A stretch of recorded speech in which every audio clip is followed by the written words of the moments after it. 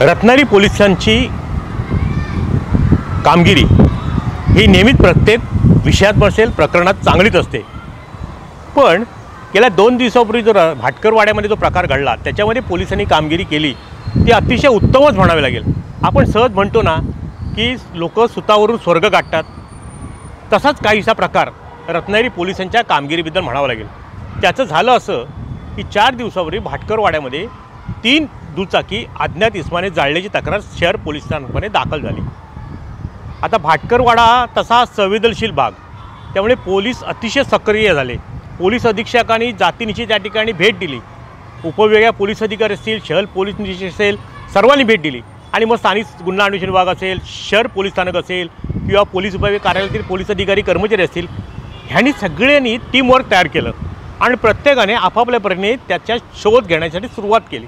आणि त्यानंतर पोलिसांनी ती तपासाला गती दिली आणि त्याच्यामध्ये ज्याने फिर्याद दिली होती माझी स्वतःची दुचाकी जाळली त्या नेहाल मुल्लालाच पोलिसांनी आरोपी केलं।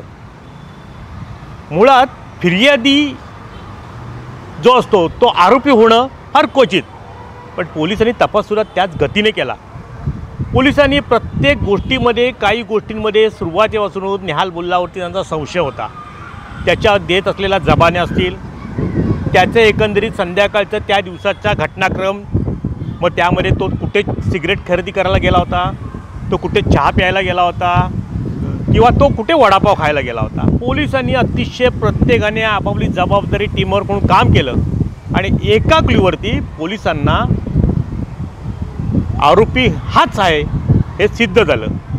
ज्या मोटरसायकल 3 जाळल्या गेल्या होत्या त्या ठिकाणी जय श्रीरामाचे फलकसुद्धा काही ठिकाणी लावण्यात आले होते आणि जे जय श्रीरामाचे जे फलक लावण्यात आले होते त्याला जो वापरलेला रंग होता तो काळा रंग होता।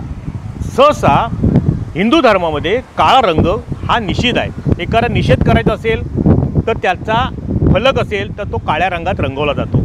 पोलिसांनी ही गोष्ट अत्यंत बारकाईने हेरली आणि त्या ठिकाणी त्यांचा संशय बळावला आणि हे कृत्य नेहालनेच केलं आहे इथपर्यंत पोलीस तपासामध्ये सिद्ध झालं आणि ज्याने फिर्याद दिली होती तोच नेहाल मुल्ला पोलिसांकडे आरोपी म्हणून सिद्ध झाला। म्हणजे एकंदरीत छोट्या मोठ्या गोष्टीतून एखादी क्लू किंवा एखादा पुरावा मिळाला तर पोलीस कुठपर्यंत जातात आणि आरोपीला कसा पकडतात ह्याचं एक ज्वलंत उदाहरण ह्या कालच्या घटनेवर दिसून येतं।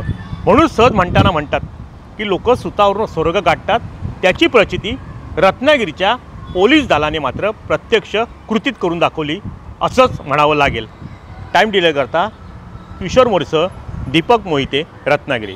टाइम्स डिजिटलला लाईक करा, शेअर करा, सबस्क्राइब करा आणि बेल आयकॉन दाबायला विसरू नका। Times digital.